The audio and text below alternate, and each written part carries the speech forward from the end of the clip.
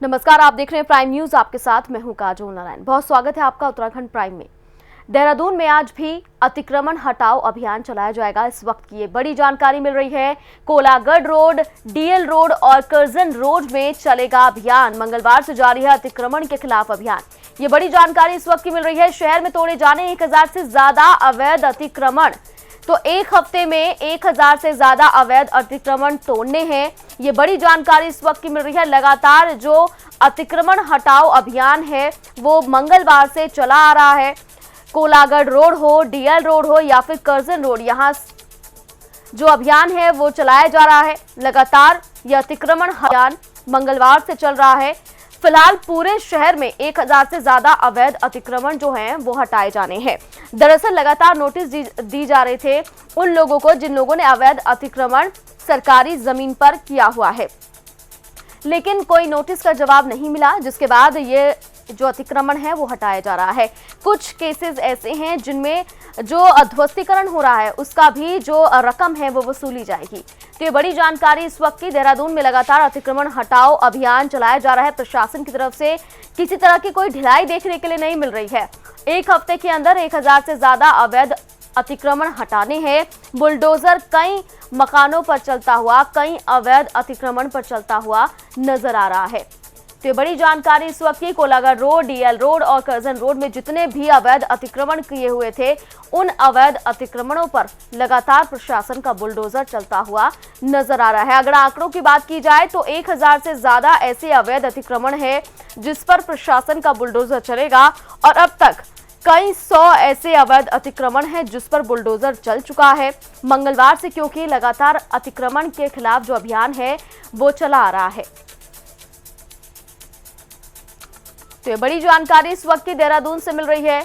देहरादून में आज भी अतिक्रमण हटाओ अभियान जारी रहेगा। कोलागढ़ रोड, डीएल रोड और करजन रोड में अभियान चलाया जाएगा। मंगलवार से अतिक्रमण के खिलाफ अभियान लगातार जारी है।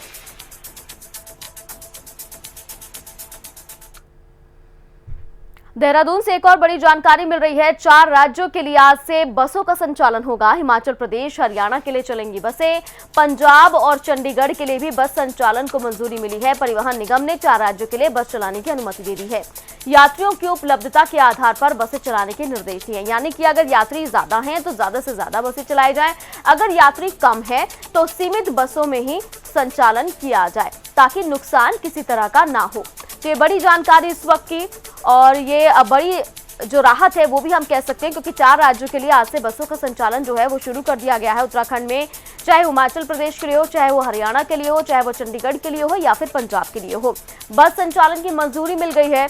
परिवहन निगम ने 4 राज्यों के लिए बस संचालन की अनुमति दे दी है, लेकिन यहाँ पर यात्रियों की उपलब्धता के आधार पर बसें चलाने के निर्देश दिए गए। यानी कि अगर यात्री आपको दिखाई दे रहे हैं कि बहुत ज्यादा आ रहे हैं तो फिर ज्यादा से ज्यादा बसों का संचालन होगा, लेकिन अगर यात्रियों की संख्या कम है तो बसें सीमित चलाई जाएंगी ताकि परिवहन विभाग को भी किसी तरह का कोई नुकसान ना हो।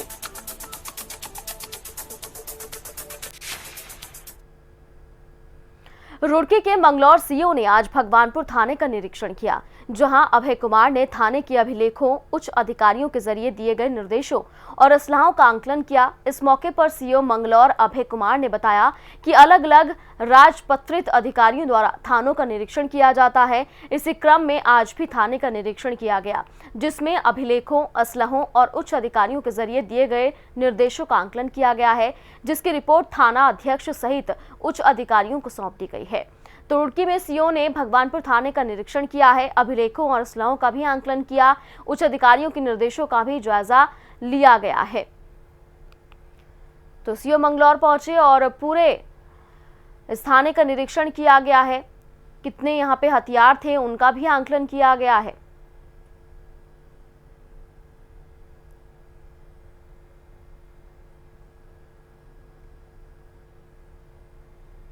हमें ये एक सामान्य प्रक्रिया है जिसमें थानों का अलग अलग राजपत्रित अधिकारियों के द्वारा इंस्पेक्शन किया जाता है। उसी के संदर्भ में आज मेरे द्वारा थाना भगवानपुर का आवासिक निरीक्षण किया जा रहा है। इसमें जो भी चीज़ें हैं हमारी जीपी लिस्ट के अकॉर्डिंग, या जो भी हमारे थाने के अभिलेख होते हैं या उच्चाधिकारी गणों के द्वारा जो निर्देश होते हैं उनकी किस तरह से इम्प्लीमेंटेशन हो रहा है और अन्य चीज़ों का इसमें निरीक्षण होती है। इसकी पूरी एक रिपोर्ट बनती है और रिपोर्ट बना करके फिर न केवल थाना प्रभारी को बल्कि उच्च अधिकारियों को भी इससे अवगत कराया जाता है। और ज्यादा अपडेट के साथ मेरे सहयोगी अरशद मेरे साथ फोन लाइन पर जुड़ गए हैं। अरशद, यहाँ रुड़की में हमने देखा कि सीओ मंगलौर अभय कुमार थाने पहुंचे, थाने का पूरा निरीक्षण किया है, हथियारों का जायजा लिया है, दिशा निर्देश जो दिए गए थे उसका जायजा लिया है। बिल्कुल, जैसे कि समय समय पर तमाम अधिकारी जो है थानों का निरीक्षण करते हैं और यहाँ पर जायजा भी लिया जाता है और जरूरी दिशा निर्देश इन लोगों को दिए जाते हैं।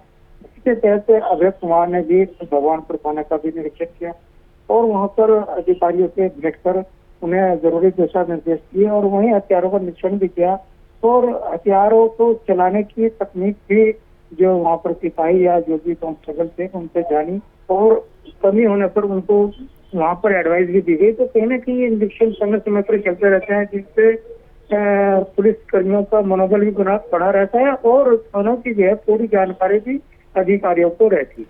अरशद, क्या किसी तरह की कोई कमी पाई गई थाने के अंदर? देखिए, जिस तरह से सीओ से बात हुई उनका कहना था कि इस तरह की कोई खामी हालांकि नहीं पाई गई, पर फिर भी उनको जो कमियां थी उनको पूरा करने के निर्देश भी दिए गए और कहीं ना कहीं एक तरह से अगर बात की जाए तो उन्होंने अगले निरीक्षण में कोई भी खामी ना हो उसके लिए भी उन लोगों को चेताया। तो कहीं ना कहीं एक तरह से प्रक्रिया लगातार जारी रहती है और हर 3 महीने 6 महीने के भीतर इस तरह की जानकारी जो है तमाम अधिकारी अपने अपने साथ संबंधित थानों से लेते रहते हैं। बिल्कुल अरशद, बहुत शुक्रिया तमाम जानकारी पहुंचाने के। तो रुड़की में उच्च अधिकारी के निर्देशों का जायजा लिया गया है। सीओ ने भगवानपुर थाने का निरीक्षण किया, हथियारों का आंकलन भी यहां पर किया गया है, साथ ही साथ जो भी पुलिसकर्मियों ने जरूरी दिशा निर्देश भी दिए गए हैं। उत्तराखंड के पहाड़ी हिस्सों में जंगली जानवरों का आतंक कम होने का नाम नहीं ले रहा। जंगली जानवर जंगलों को छोड़ आवासीय बस्ती में भी दस्तक देने लगे हैं, जिससे ग्रामीणों में डर का माहौल है। केदारनाथ वन प्रभाग के धनपुर रेंज के कोहली गांव में जंगल गए एक व्यक्ति को भालू ने बुरी तरह से घायल कर दिया, जिससे ग्रामीण दहशत के साए में जी रहे हैं और उनका घर से बाहर निकलना भी दूभर हो गया है। तो चमोली का ये पूरा मामला है, जहां पर ग्रामीण जो है वो डर के साए में जी रहे हैं, क्योंकि पहाड़ी इलाकों में भालुओं का आतंक, जंगली जानवरों का आतंक लगातार देखने के लिए मिल रहा है।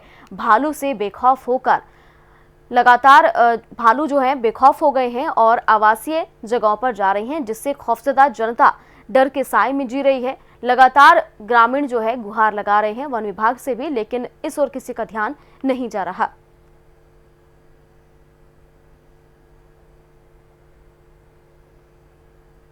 अच्छा, आपसे मेरा ये सवाल है, आज वन विभाग वाले आपके गांव में आए थे तो उन्होंने आपको क्या भरोसा दिया और आप क्या चाहते हैं उनसे? वन विभाग वालों ने तो पूरे गांव को काफ़ी आश्वासन दिया, कहा कि हर संभव हम आपके साथ हैं और हम आएंगे और आपके साथ मौके पर जाएंगे। वहाँ से जो है अपने आप मतलब हमने गनगुन और पटाखे लेके आएंगे और हो सकता है कि हम सब मिल करके 1-2 गाँव और हम उसको इस जगह से मतलब दूर कहीं भगा देंगे। ओके है। अच्छा सर, आपसे मेरा ये सवाल है कि आज आप गांव में आए थे तो आपने गांव वालों की सारी दिक्कतें सुनी है, तो आपने सब सुनकर आपने कि क्या हल निकाला इसका, कि मतलब आप क्या करेंगे गांव वालों के लिए इसके बाद? जो 11 तारीख को जो यहाँ पे घटना हो गई थी, भालू ने एक आदमी को घायल किया था। सबसे पहले तो हमने उनको जो है अस्पताल पहुँचाया और माननीय जो DFO अमित कंवर साहब, उनकी सहायता से हमने उनको जो है अग्रिम जो सहायता राशि पहुँचा दी है। उसके बाद तुरंत इस काम निपटा के मैं आज गांव में घटनास्थल पर पहुंचा हूं और लोगों की जो शिकायतें वो सुनी है। लालकुआं में कांग्रेस SC विभाग के जिला अध्यक्ष इंद्रपाल आर्य ने प्रदेश सरकार पर जमकर हमला बोला। इंद्रपाल ने कहा है कि बीजेपी सरकार में कानून व्यवस्था पूरी तरह से चरमरा गई है, पुलिस अपराध पर लगाम लगाने में नाकाम साबित हो रही है, जिससे अपराधियों के हौसले और ज्यादा बुलंद हो चुके हैं। उन्होंने उधम सिंह नगर के रुद्रपुर में हुई घटना पर दुख जताते हुए प्रदेश की कानून व्यवस्था को कटघरे में खड़ा कर दिया। इंद्रपाल ने कहा है कि 2022 के विधानसभा चुनाव में कांग्रेस सत्ता में वापसी करेगी। तो लालकुआं पहुंचे, यहाँ पर लगातार कांग्रेस जो है वो बीजेपी पर हमलावर है, साथ ही साथ तमाम ऐसे मुद्दे हैं जिसको लेकर कांग्रेस बीजेपी पर हमला बोलती हुई नजर आ रही है, चाहे वो कानून व्यवस्था हो, चाहे वो किसानों को मुद्दा हो, या फिर लगातार जो बढ़ते अपराध हैं उनको लेकर बीजेपी पर हमला बोलना हो। तो कानून व्यवस्था को लेकर कांग्रेस का बीजेपी पर हमला साफ तौर पर नजर आ रहा है। बीजेपी राज्य में कानून व्यवस्था चरमरा गई है। इंद्रपाल आर्य कहते हुए नजर आए हैं।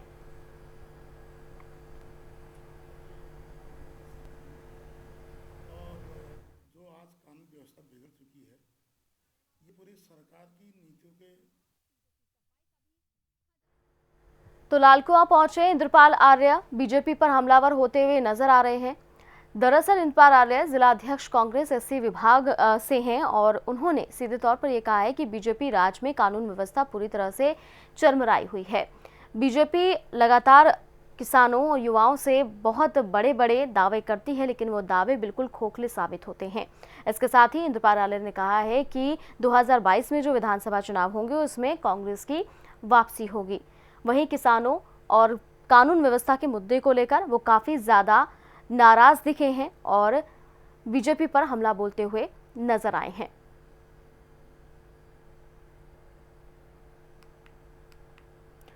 कोरोना संकट ने अर्थव्यवस्था को पटरी से उतारने के साथ ही निर्माण कार्यों की गति पर भी ब्रेक लगा दिया है। हरिद्वार में अगले साल होने वाले कुंभ की तैयारियों के मद्देनजर चल रहे निर्माण कार्य भी लॉकडाउन से बुरी तरह से प्रभावित हुए हैं। ऐसे में इन्हीं गति देना सरकार के सामने बड़ी चुनौती है। संत समाज की चिंता भी बढ़ती जा रही है। कांग्रेस के प्रदेश अध्यक्ष प्रीतम सिंह पवार भी अपना विरोध जता चुके हैं। कांग्रेस महामारी में लगातार सरकार पर हमला बोलती हुई नजर आ रही है। वहीं इस महामारी की वजह से अधिकांश श्रमिक जो हैं वो भी वापस आ चुके हैं। यही नहीं, कुंभ के मद्देनजर सौंदर्यीकरण, अस्थायी कैंपों के लिए भूमि अधिग्रहण, वहां अस्थायी निर्माण समेत दूसरे कार्यों के लिए भी मुश्किलें लगातार दिखाई दे रही हैं। ऐसे में शासन के साथ ही कुंभ मेला प्रशासन की चुनौतियां भी बढ़ गई हैं। शहरी विकास मंत्री मदन कौशिक भी मानते हैं कि वर्तमान में कठिन चुनौतियां हैं। तो जहां एक तरफ कांग्रेस लगातार ये कहती हुई नजर आ रही है कि कुंभ मेले की जो तैयारी की बात सरकार कर रही है वो पूरी तरह से झूठ है, क्योंकि अभी तक कोई भी तैयारी नहीं हुई है। वहीं सरकार की भी चिंता लगातार बढ़ती जा रही है, क्योंकि यहाँ पर कहा जा रहा है कि जिस स्थिति में फिलहाल प्रदेश है उस स्थिति में जो कार्य हैं उनकी गति काफ़ी कम है। जिस गति से काम होना चाहिए उस गति से नहीं हो पा रहे हैं, क्योंकि कोरोना काल की वजह से श्रमिक भी नहीं मिल पा रहे हैं। श्रमिकों की भी व्यवस्थाएं जो हैं वो ठीक तरीके से नहीं हो पा रही है। जो बाकी चीज़ें हैं वो भी ठीक तरीके से नहीं हो पा रही है। तो ऐसे में अभी तक जो काम अब तक हो जाने चाहिए थे वो काम अभी अधर में लटके हुए हैं। अगले साल कुंभ होना है, कुंभ तैयारियां हो पाएंगी या नहीं, ये बहुत बड़ी चुनौती है। उत्तराखंड को क्रिकेट की मान्यता मिलने के बाद से ही यहाँ क्रिकेट प्रेमी क्रिकेटरों में खुशी देखने को मिल रही है, लेकिन कोरोना काल के चलते क्रिकेट प्रेमी मैदान पर नहीं जा सके, जिसका उनका मलाल भी है। और इसी बीच बीसीसीआई के प्रदेश अध्यक्ष महिम वर्मा हरिद्वार के ज्वालापुर इंटर कॉलेज पहुंचे, जहां उन्होंने क्रिकेट एकेडमी का शुभारंभ किया। इस दौरान उन्होंने कहा है कि अब देश में क्रिकेट की शुरुआत हो चुकी है। सोशल डिस्टेंसिंग के साथ सैनिटाइजर, मास्क के सहारे क्रिकेट मैच खेलेंगे। इस दौरान क्रिकेट ज्ञानेंद्र पांडे ने भी अपने विचार रखे। 4 महीना हुआ है, लेकिन यहाँ माहिम भाई यंग हैं और अभी वसीम जाफ़र आए हैं, तो हम लोग अपना एक्सपीरियंस देंगे। और लड़के अच्छे हैं यहाँ के, क्योंकि अभी नई जगह है। हर नई जगह पे धीरे धीरे टाइम लगता है, तो कम से कम 1-2 साल में अभी 1-2 लड़के अंडर 19 में भी इंडिया खेले हैं यहाँ के। और रणजी ट्रॉफी में इस साल वसीम आया, वो अपना एक्सपीरियंस देगा, तो अच्छा है। माहिम जी ने वसीम को लाए हैं। हम लोग अपना 20 साल में भी 18-19 साल में भी खेला हूँ, तो कुछ ना कुछ अभी नई टीम है, नई टीम को बनने में 1-2 साल लगते हैं। स्टार्टिंग में आप वो मत करिए, लेकिन लड़के अभी भी अच्छे हैं और 1-2 एक्सपीरियंस लोग आ जाएंगे, प्रोफेशनल लोग आ जाएंगे, वो आके अच्छा टीम करेंगे।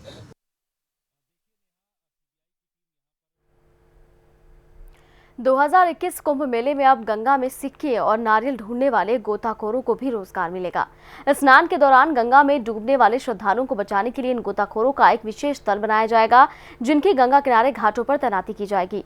इस काम के लिए इन गोताखोरों को वर्दी के साथ ही मानदेय भी दिया जाएगा, जिसके लिए कुंभ मेला प्रशासन ने योजना तैयार कर ली है। कुंभ मेला अधिकारी दीपक रावत ने इसके लिए 100 से ज्यादा गोताखोरों का चयन किया है, जिन्हें अब विशेष ट्रेनिंग दी जाएगी और उनके बाद उनकी तैनाती भी की जाएगी।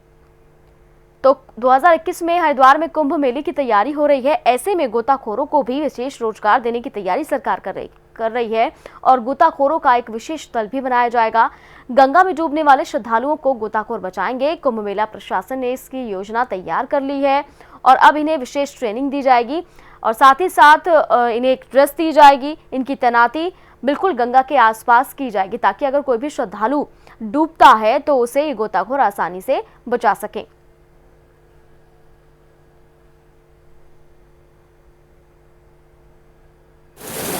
इसमें वैसे तो जल पुलिस की जो पोस्टिंग्स हैं वो तो होती ही हैं।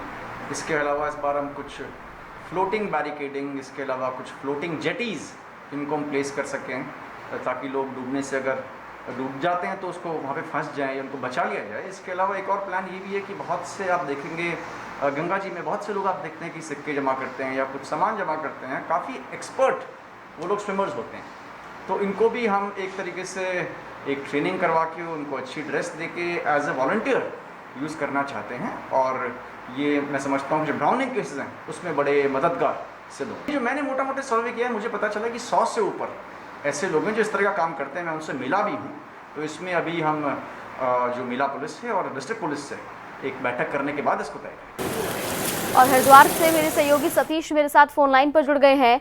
सतीश, कुंभ मेला प्रशासन एक खास तैयारी कर रहा है, गोताखोरों को भी एक रोजगार देने की तैयारी हो रही है, इससे जुड़ी क्या जानकारी मिल रही है? हाँ बिल्कुल, जैसा कि कई वर्षों से लगातार जैसे गंगा जी में लोग अपना सिक्के चढ़ाते हैं या नारियल चढ़ाते हैं या और भी कोई सामान चढ़ाते हैं, तो उसमें कुछ लोग ऐसे हैं जो गरीब परिवार के लोग होते हैं जो सिक्का ढूंढने के लिए अपना गोता लगा देते हैं और उनको इतनी प्रैक्टिस होती है कि वो पूरा सिक्का अंदर गंगा जी का कैसा भी पानी हो और निकाल के ही लाते हैं। तो ऐसे लोगों को चिन्हित किया है हमारे मेलाधिकारी दीपक रावत जी ने, जो कुंभ मेलाधिकारी हैं।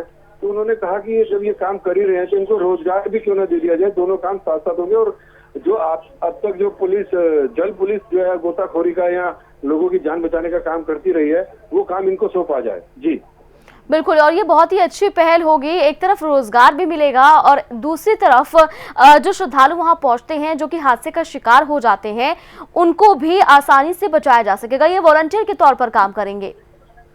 बिल्कुल जी। बिल्कुल सतीश, शुक्रिया तमाम जानकारी पहुंचाने के लिए। तो हरिद्वार से ये तस्वीरें आप देख रहे हैं, गंगा में डूबने वाले श्रद्धालुओं को बचाने के लिए गोताखोरों की एक विशेष टीम तैयार करने की योजना कुंभ मेला प्रशासन बना रहा है। मसूरी के किराड़ी मोटर मार्ग पर लगातार हो रहे हादसों के बावजूद प्रशासन इस तरफ कोई ध्यान नहीं दे रहा, जिसका खामियाजा आए दिन लोगों को अपनी जान देकर भुगतना पड़ रहा है। कल भी इस मार्ग पर एक बड़ा हादसा हो गया जिसमें 2 लोगों की जान चली गई जबकि 3 लोगों की हालत गंभीर है।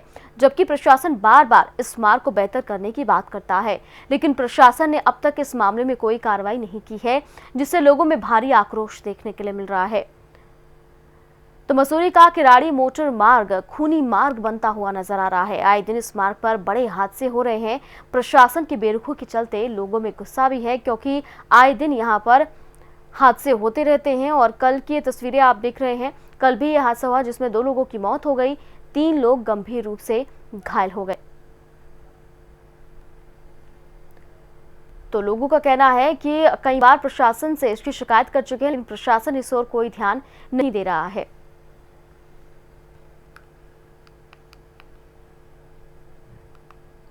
आज हरिद्वार के पंडित गोविंद वल्लभ पंत पार्क में निजी स्कूल के जरिए फीस वसूली और स्कूल खोले जाने के निर्णय को लेकर धरना दिया गया, जिसमें स्वराज सेवा दल के प्रदेश अध्यक्ष रमेश जोशी ने कहा है कि कोरोना महामारी लगातार फैलती जा रही है और सरकार इसमें विफल साबित हुई है। स्वास्थ्य विभाग लगातार बच्चों और बुजुर्गों को जहां घर पर रहने की अपील कर रहा है, वहीं सरकार स्कूल खोलने की कवायद में लगी हुई है। ऐसे में बच्चों में अगर संक्रमण फैल गया तो उसका जिम्मेदार आखिर कौन होगा? दरअसल गृह मंत्रालय की तरफ से ये आदेश दे दिए गए हैं कि अगर राज्य चाहें तो स्कूल खोल सकते हैं, ये राज्य अपने अधिकार के द्वारा स्कूल खोल सकते हैं। तो ऐसे में अब उत्तराखंड में भी स्कूल खोले जा रहे हैं, जिसको लेकर जहां एक तरफ अभिभावक जो हैं स्कूल फीस को लेकर धरना दे रहे हैं, वहीं कुछ दल ऐसे हैं जो इस बढ़ते कोरोना संक्रमण में स्कूल खोले जाने का विरोध करते हुए नजर आ रहे हैं, जिसमें स्वराज सेवा दल ने सरकार के फैसले के खिलाफ धरना दिया है। इसकी अपील लगातार की जा रही है। उनका ये कहना है कि जहां एक तरफ संक्रमण बढ़ रहा है, दूसरी तरफ स्कूल खोले जा रहे हैं। ऐसे में बच्चों की जो सुरक्षा है वो कैसे होगी और बच्चों का अगर कुछ होता है तो उसकी जिम्मेदारी किसकी होगी?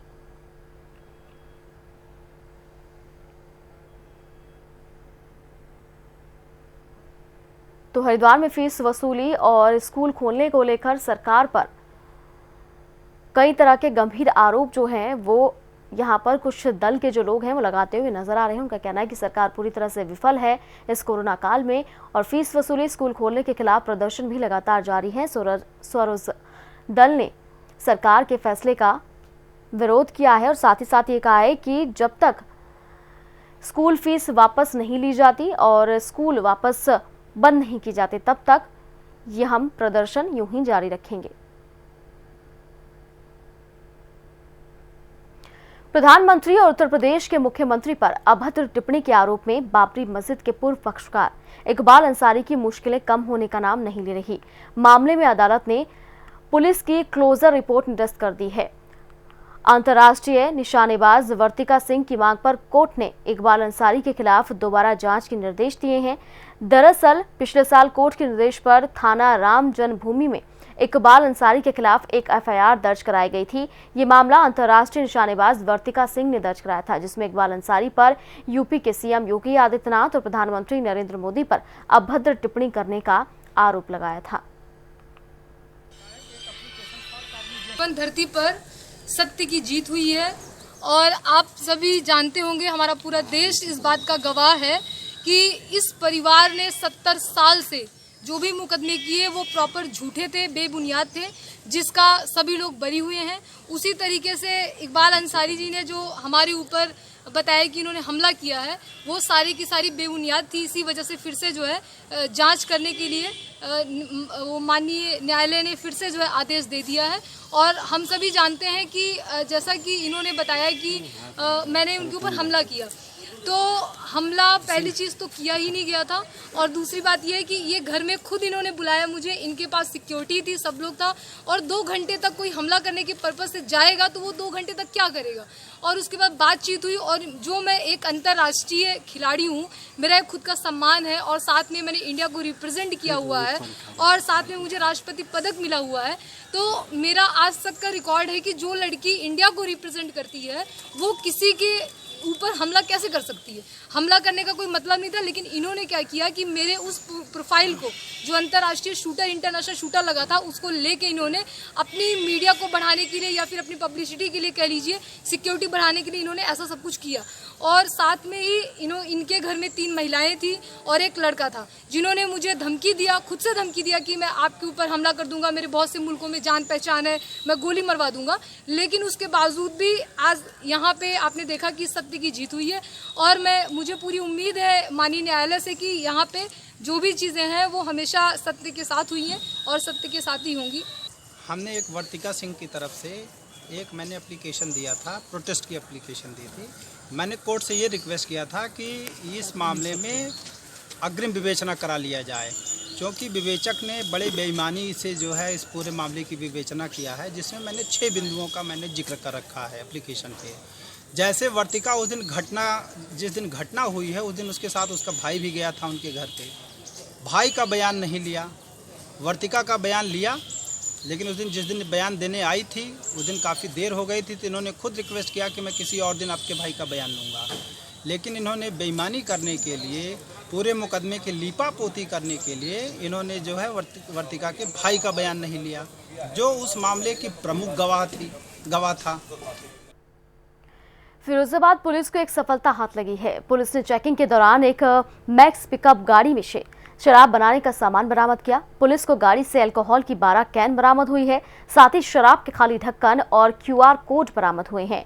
वहीं एसएसपी ने पुलिस टीम को 10,000 रुपए का इनाम भी दिया है। तो फिरोजाबाद का ये पूरा मामला है जहां पर पुलिस को बड़ी सफलता हाथ लगी। शराब बनाने का सामान बरामद किया है पुलिस ने, गाड़ी से अल्कोहल की 12 कैनें भी बरामद की है।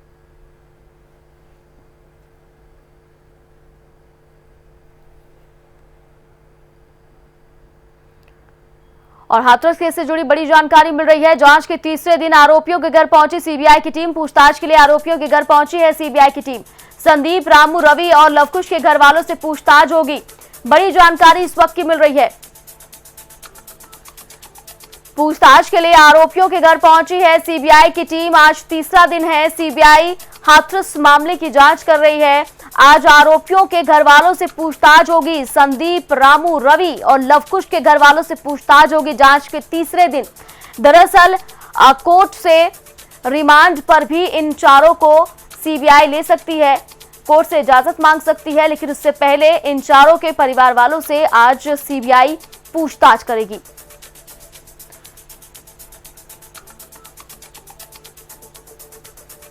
तो ये बड़ी जानकारी इस वक्त की मिल रही है। हाथरस से पूछताछ के लिए आरोपियों के घर पहुंची है सीबीआई की टीम। दरअसल 2 दिनों से लगातार जगह का मुआयना किया था, जांच पड़ताल की थी। मेरे सहयोगी दीपेश मेरे साथ फोन लाइन पर जुड़ गए हैं। दीपेश, आज जो आरोपी हैं उनके घर वालों से पूछताछ कर सकती है सीबीआई, किस तरह के सवालात हो सकते हैं? जी काजोल, आपको बताते हैं कि सीबीआई ने जिस तरीके से तेज गति से कार्य शुरू किया है कि जैसे ही पहले दिन आते ही घटनास्थल का मुआयना करना, फिर उसके बाद शमशान में जाना जहाँ मृतका का दाह संस्कार किया गया था, उसके तुरंत बाद ही जो है परिजनों से पूछताछ करना, मुलाकात करना, और उसके बाद 4 घंटे तक पीड़िता के भाई से जो है पूछताछ करना, फिर उसके बाद कल 7 घंटे तक लगातार पिता और दोनों भाइयों से पूछताछ करना, और आज तुरंत ही आरोपियों के परिजनों से जो सीबीआई गाँव में पहुंची है, लगातार पूछताछ कर रही है और घटनाक्रम क्या था क्या जानने का प्रयास कर रही है। वहीं जहाँ तक जो संभावना जताई जा रही है, जो एक कॉल डिटेल जो वायरल हो रही है कि आरोप पक्ष और पीड़ित पक्ष के बीच में 5 घंटे की यानी अक्टूबर से लेकर मार्च तक की 100 बार से ज्यादा की कॉल डिटेल है, उसके बारे में भी जहाँ तक है सीबीआई जानकारी लेने का प्रयास कर रही है। जी काजोल। बिल्कुल, बहुत शुक्रिया दीपेश तमाम जानकारी पहुंचाने के लिए।